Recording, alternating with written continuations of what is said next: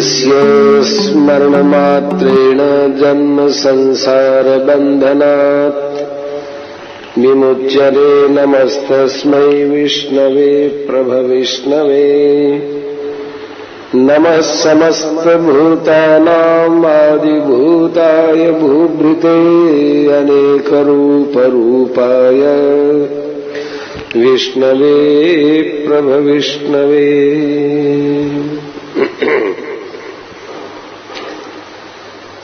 बहुत बढ़िया लेख है। महात्मा गांधी के भी कई पत्र हैं, कई राजगोपालाचारी के भी पत्र हैं, कई बातों का संकलन किया है। जादिन मन पंछी उड़ जाए हैं। इसी नाग पंचमी की बात है। दोपहर को भोजन करके लेटा ही था, कमरे में धम की आवाज आई। देखा दीवार के मुक्के से बिल्ली कूदी। अरे ये क्या, इसके मुंह में तो एक कबूतर। यही कबूतर अभी देखते देखते उधर उधर भाग रहे थे। मैंने सोचा कबूतर आपस में खेलते हैं, मुझे क्या पता कि मौत को सिर पर मंडराते देखकर बेचारे कबूतर जीवन के लिए दौड़ा दौड़ी मचाए हुए हैं। बिल्ली के पीछे दौड़ा, परंतु बिल्ली कबूतर को कब छोड़ने वाली थी। वो छत की तरफ भाग गई। कबूतर का पंख फड़फड़ाने लगे। बिल्ली को धमकाया तो कबूतर को छोड़ दिया, लेकिन कबूतर तब तक मर चुका था। मेरे मन में कबीरदास जी की बात याद आई। मीचु बिलैया खई है रे, ऐसो महु संसार पेखना रहनन कऊ पई है रे। सूदे सूदे रेंग चलो तुम नतरु खुद का दबइये रे। बारे बूढ़े तरुणे भैया सबहु जम ले जई है रे। मानुष बपुड़ा मूसा कीनो मीच बिलैया खइए रे। धनवंता और निर्धन मनहि ताकी कछुन कानी रे। राजा परजा सब करी मोरे ऐसो काल बडानी रे। जीवन का अंतिम सत्य है मृत्यु। संसार में और सब अनिश्चित है, लेकिन निश्चित केवल मृत्यु है। अंग्रेजी में कहावत है, it is as sure as death. ये बिल्कुल पक्की बात है जैसे मृत्यु होती है। रूप राशि पर गर्वन करना ओ फूलों की रानी। समय रेत पर उतर गया कितने मोती का पानी। लाख का घर पल भर में खाक हो जाता है। बने बनाए महल आनन फानन में जमीन में लौटने लगते हैं। रूप राशि धन और यौवन पद सम्मान सब देखते देखते स्वाहा हो गया। कभी कभी विचार आता है, वाह रे कारीगर, धन्य तेरी कला, तेरा चक्र अद्भुत है। आदमी इसी गोरख धंधे में फंसा, इसी माया जाल में डूबता उतरता रहता है। हम जाने थे खाएंगे बहुत जमी बहुमाल, ज्यों का त्यों रह गया पकड़ ले गया काल। काल देव आते हैं, पल भर में हमारी मुश्कें बांधकर चल देते हैं। न उनके आने की घड़ी निश्चित है और न उनके आने का बहाना भी निश्चित है। कभी रोग के बहाने आ जाए, बीमारी के बहाने से आ जाए, कभी आगजनी के बहाने से आ जाए, तूफान के बहाने से आ जाए, महामारी के बहाने से, कभी और कुछ, कभी सांप के काटने से आ जाए, कभी सिंह के दहाड़ने से आ जाए। काल को न रहम है न दया है। घड़ी की सुई ठिकाने पर पहुंची नहीं कि बस अपना फंदा कसा। रहिए आप बड़े बहादुर, रहिए आप बड़े शूरवीर, रहिए आप करोड़पति अरबपति, उनके आगे आपकी दाल नहीं चल सकती। डॉक्टर हो, वैद्य हो, हकीम हो, तबीब हो, सुइया हो, गोलियां हो, सब बेकार। आसपास जौदा खड़े सभी बजावे ढोल, मंज महल से ले चला ऐसा सभी बजावे गाल। आसपास जौदा खड़े सभी बजावे गाल, मंज महल से ले चला ऐसा काल कराल। सोचने की बात है। जादिन मन पंछी उड़ जाइए, तादिन तेरे तन पर वर के सबे पात झर जाई हैं। घर के कहे बेग ही काढ़ू भूत भय कौ खई है। जा प्रीतम सो प्रीत घनेरी सौ देखी डरे हैं। जो घर में भाई बंधु हितु मित्र स्त्री पुत्र सब हाथ पर हाथ धरे रह जाएंगे और सब कहेंगे जल्दी ले चलो, जल्दी ले चलो, ये भूत बनकर कोई खा न जाए। माथा पकड़ के माता रोवे, भुजा पकड़ के भाई, लपट झपट के तिरिया रोवे, हंस अकेला जाई। हाड जले ज्यों लाह कड़ी को, केस जरे ज्यों घासा, सोना जैसी काया जर गई कौ न आयु पासा। तुम्हारा सब कुछ, सारी दौलत, सारी जर जमीन, सारे सगे संबंधी यहीं छूट जाते हैं। स्मशान में कोई साथ नहीं देता। सब ठाठ पड़ा रह जाएगा जब लाद चलेगा बंजारा।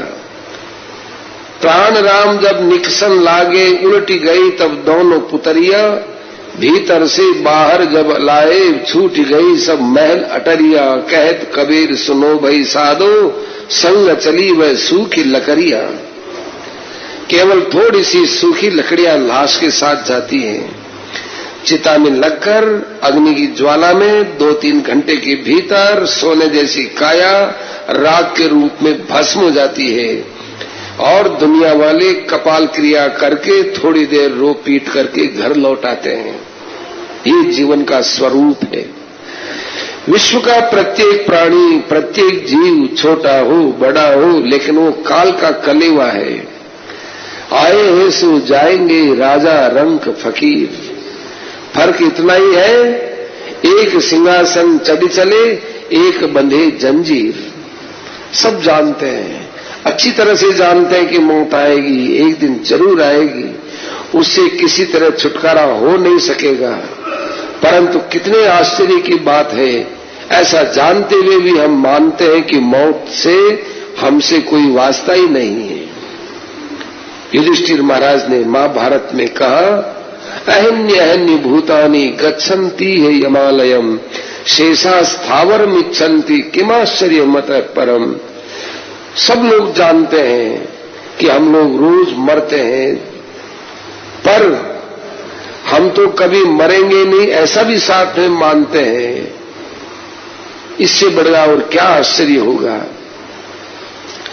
कूच के नक्कारे बज रहे हैं। विश्व की धर्मशाला में आने जाने वाले यात्रियों की रेल पेल मची हुई है, पर हमें तो कोई परवाह नहीं है।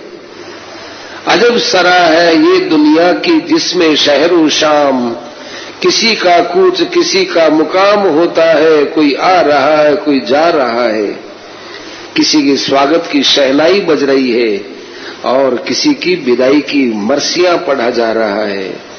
रोज 8 पहर 64 घड़ी ये तमाशा चल रहा है। हम सबका स्वागत करते हैं, सबको विदाई करते हैं, पर यह नहीं सोचते कि अपना नंबर भी आने वाला है। कदम सुए मरकद, नजर सुए दुनिया, किधर देखते हो, कहां जा रहे हो। पर हम हैं कि जानबूझकर अपनी आंखें नहीं खोलते। हमने जानबूझकर अपनी आंखों पर पर्दा डाल रखा है।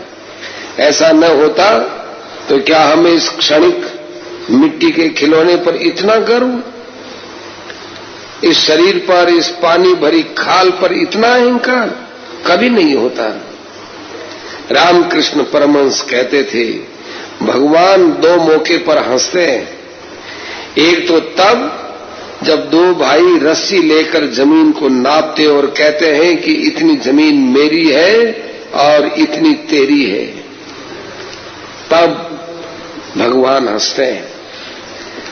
और दूसरा, दूसरा कि जब कालदेव सिर पर खड़े हैं और डॉक्टर कहता है कि मैं इस रोगी को बचा लूंगा। स्त्रियां और पुरुषों को, हर उम्र के लोगों को, छोटे से छोटे दूध में बच्चे को, जवान को, बड़ों को, बूढ़ों को मैंने दम तोड़ते देखा है। उनकी शव यात्रा के साथ स्मशान जाने का जीवन में अनेक मौके मिले हैं। कभी हितु मित्रों की, कभी सगे संबंधियों की, कभी परिचितों की शव यात्रा के साथ गया, तो कभी यूं ही मणिकर्णिका का दृश्य देखने चला गया। बनारस में घाट है मणिकर्णिका घाट, 1 मिनट भी एक मुर्दा न जले ऐसा संभव ही नहीं है, आज तक नहीं हुआ वहां। हर दम वहां पर एक न एक मुर्दा जलता ही रहता है, रात हो चाहे दिन हो। रिकॉर्ड है अभी हजारों वर्षों का, 1 सेकंड भी, क्योंकि वो काशी विश्वनाथ की नगरी है। मणिकर्णिका का दृश्य देखने चला गया। रास्ते में पिंडदान करते समय पुरोहित कहता है स्मशान मार्ग में पिंड दिया जा रहा है। सोचता हूं शव की यात्रा तो सभी राजपथों से होती है, तो जिधर देखिए उधर स्मशान मार्ग ही तो है। कहीं किसी की चिता जगाई जा रही है, कहीं किसी का बच्चा जल प्रवाह किए जा रहा है, कहीं चिता सुलग रही है, कहीं चिता धधक रही है। कभी कभी तो इसी मणिकर्णिका घाट पर 10-10, 15-15 चिताएं एक साथ धधकती हैं। कहीं हड्डियां पड़ी, कहीं खोपड़ियां पड़ी, कहीं कौवे, कहीं गीर, कहीं कुत्ते, कहीं लाशों को नोच रहे हैं। सगे संबंधी बिलकते हैं, रोते हैं, चिल्लाते हैं। जगत की नश्वरता, क्षणभंगुरता, ये सारा दृश्य देखकर जी भर आता है, आंखें भरी आती है। कभी कभी तो फूट फूट कर रोने को जी मचलता है। परंतु कितनी देर टिकता है स्मशान का वैराग्य। घाट पर ही मन तरह तरह की सब्ज बाग दिखाने लगता है। मन में आता है, अरे मूर्ख, जो हो गया सो हो गया, मौत आएगी तब देखा जाएगा, अभी से इसकी चिंता क्यों करते हो? जीवन तेरे सामने है, जीवन के नाना प्रकार के भोगों को भोगो, उनका मजा लो। दुनिया के बाग की बाहर लूट, ये बाहर चंद्रगोजी तो है, क्या हो गया, थोड़ी देर सुख मिलेगा तो लो, इसको क्यों छोड़ो? ऐसे ऐसे विचार आते हैं। मन की ये लतरानियां स्मशान घाट पर भी अपनी रौनक दिखाती हैं। जीवन के परम सत्य को देखकर भी हम उससे आंख मूंद लेते हैं। प्रेम के चक्कर में पड़कर श्रेय को सर्वथा भुला बैठते हैं। हमारी भोगा शक्ति यहां तक नहीं रुकती। हम मौत के नाम तक लेना पसंद नहीं करते, मौत के नाम से डरते हैं। किसी के शव को सड़क पर ले जाते देख माताएं अपने बच्चे को ढक लेती है, कहीं उस मृत्यु की छाया न पड़ जाए। कैसा प्रबल है हे मोह और हे ममता तुम्हारा ये आंचल। पर चाहे जितनी पीसबंदी करिए, मौत के नाम को भी कानों में मत पड़ने दीजिए, पर मौत कभी पीछा छोड़ने वाली नहीं है। कहते हैं कि लकड़ी का बोझा ढोने वाला एक बूढ़ा एक दिन थक कर बोल पड़ा, क्या बताऊं, मौत भी तो नहीं मरती, मौत भी तो नहीं आती। बूढ़ा लकड़ लेके जा रहा था, सचमुच उसके सामने मौत आ गई। बोली, बाबा क्या तुमने मुझे याद किया?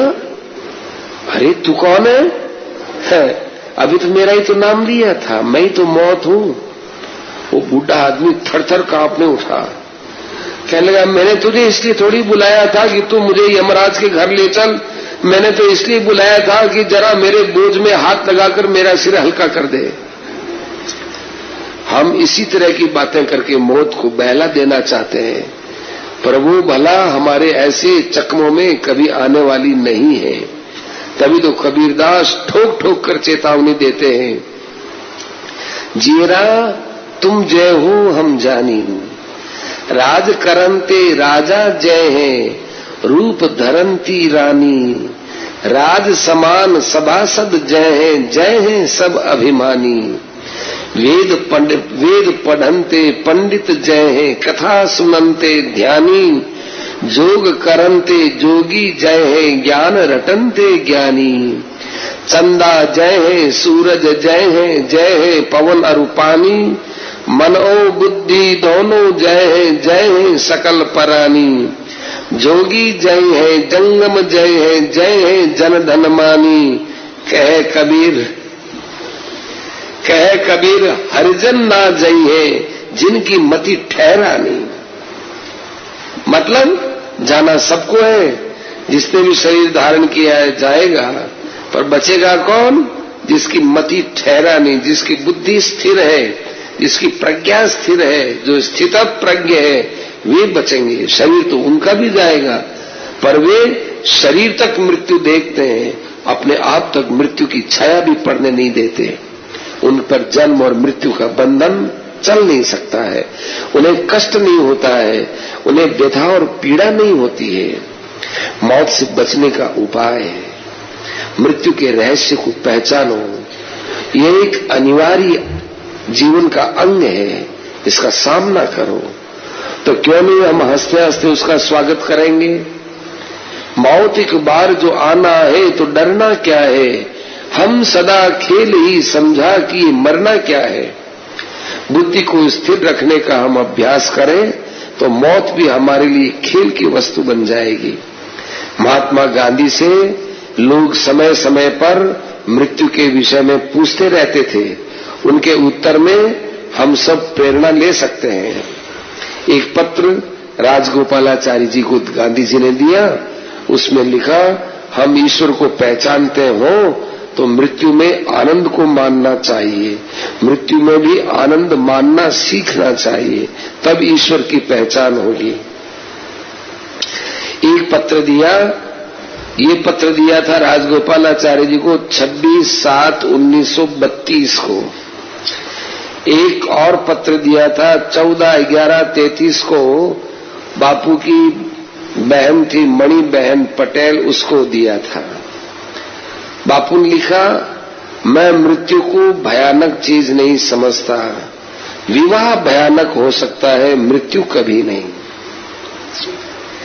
एक जगह उन्होंने लिखा अलग से, गांधी जी ने, ईश्वर के काल रूप का मनन करने से और उसके मुख में सृष्टि मात्र को जानने से बड़ा आनंद का अनुभव हुआ। प्रतिक्षण काल का ये काम चलता रहता है, रुकता नहीं है। कभी कभी विचार करता हूं कि दुनिया के सब काम रात में ठहर जाते हैं, परंतु मृत्यु तो उसी प्रकार दौड़ती है, जैसे दिन में दौड़ती है वैसे रात में भी दौड़ती है, जैसे सर्दी में भी दौड़ती है वैसे गर्मी में भी दौड़ती है, सब समय दौड़ती। जैसे पृथ्वी पर दौड़ती है ऐसे आकाश में भी दौड़ती है, ऐसे ब्रह्मलोक में भी दौड़ती है।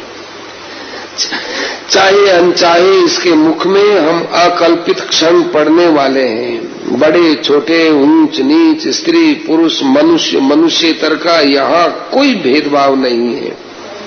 क्यों न सबके साथ मैत्री संबंध करो, क्यों किसके साथ अपना स्वभाव खराब करो? क्योंकि इस काल रूपी भयंकर सर्प के अंदर पड़े हुए हम लोग आपस का व्यवहार बिगाड़ लेते हैं, शांति खो बैठते हैं, अपने जीवन का आनंद खो बैठते हैं। कितनी मूर्खता है। एक पत्र सेठ जमनालाल बजाज को लिखा 8/11/32 को, जो मृत्यु चाहे जब छोटे बड़े गोरे काले मनुष्य पशु और दूसरे सबके लिए आती है, उसका फिर डर क्या है और उसका शोक भी क्या है? मुझे तो बहुत बार ऐसा लगता है कि जन्म की अपेक्षा मृत्यु अधिक अच्छी चीज होनी चाहिए, क्योंकि जन्म से पहले 9 महीने तक माता के पेट में कितनी यातनाएं भोगनी पड़ती हैं और जन्म के बाद अनेक दुख होते हैं, और मृत्यु के अवसर पर हम एक बार ठहर जाते हैं, सारे दुख वहां समाप्त होते हैं। इसलिए जीवन की अपेक्षा मृत्यु शांति देने वाली है, मृत्यु से भयभीत नहीं होना चाहिए। एक पत्र उन्होंने रावजी भाई पटेल को दिया था 7/3/14 को। मृत्यु के भय को दूर करने के लिए मनोविकारों को नष्ट करने का प्रयत्न करना चाहिए। आप लोग मृत्यु से भगते हो, मृत्यु से बचते हो, मृत्यु को नष्ट करने का सोचते हो, बिल्कुल असफल प्रयास है। मन के विकारों को नष्ट करो, उनसे भगो, प्रसन्न रहो। खुद प्रसन्न रहेंगे तो दूसरों को भी आप प्रसन्न रख देंगे। नहीं तो ये बात चरितार्थ होगी कि बंदर का स्मरण न करके प्रयत्न में उसका ख्याल बना ही रहा है। बापू का एक पत्र मीरा के नाम। जन्म और मृत्यु इन दोनों में ही महान रहस्य छिपा हुआ है। यदि मृत्यु दूसरे जन्म की पूर्व स्थिति नहीं है तो बीच का समय एक निर्दय उपहास है, अर्थात अगले जन्म का ये मृत्यु है ना, बीच की कड़ी है। यदि ये बीच की कड़ी न होती तो इस जीवन में जो कष्ट का अनुभव करते हैं ये एक तरह से उपहास ही तो है। हमें ये कला सीखनी चाहिए। मृत्यु किसी की और कभी भी हो, हम उस पर हरगिज रंज न करें। मेरे ख्याल में ऐसा तभी होगा जब हम सचमुच अपनी मृत्यु के प्रति उदासीन होना सीखेंगे। आएगी तो आएगी। उदासीनता कब आएगी? मृत्यु से उदासीन रहो। उदासीन कब आएगी? जब हर क्षण हमको ये भान होगा कि भाई हमें तो जो काम सौंपा गया है हम वो काम कर रहे हैं। बस ईश्वर की इच्छा को जानने से मालूम होता है। ईश्वर के सामने प्रार्थना करें, सदाचार से रहे और मृत्यु से उदासीन होकर के रहे। एक पत्र गांधी जी ने और लिखा, गीता में लिखा है, नासतो विद्यते भाव ना भाव विद्यते सतः उभयोरपि दृष्टोन्तस्त्वनैव तत्वदर्शी भी। इस श्लोक में मृत्यु का सारा रहस्य भरा हुआ है। अनेक श्लोकों में बार बार कहा कि शरीर असत है। असत का अर्थ माया नहीं, ऐसी वस्तु नहीं जो कभी किसी रूप में उत्पन्न नहीं हो, बल्कि इसका अर्थ है क्षणिक, नाशवान, परिवर्तनशील। फिर भी हम अपने जीवन का सारा व्यवहार यह मानकर चलाते हैं कि मानो हमारा शरीर शाश्वत है, हमारा व्यवहार भी शाश्वत है। हम शरीर को पूजते हैं, शरीर को पीछे पड़े रहते हैं। हम सब हिंदू धर्म के विरुद्ध हैं। हिंदू धर्म में यदि कोई बात चांदनी की तरह स्पष्ट है तो वो यही है कि शरीर और दृश्य पदार्थ इनकी आसक्ति अच्छी नहीं है। फिर भी हम जितना मृत्यु से डरते हैं, रोते हैं, पीटते हैं, शायद ही कोई इतना करते हो। महाभारत में कहा गया है कि रुदन से मृत आत्मा को बहुत संताप होता है। जो आदमी मर गया उसके लिए जितना रोते हैं तो उसके पीछे उसको बहुत दुख होता है। गीता इसीलिए लिखी गई कि लोग मृत्यु को कोई भी भीषण न समझे, डरावना न समझे। मौत कोई खौफनाक नहीं है।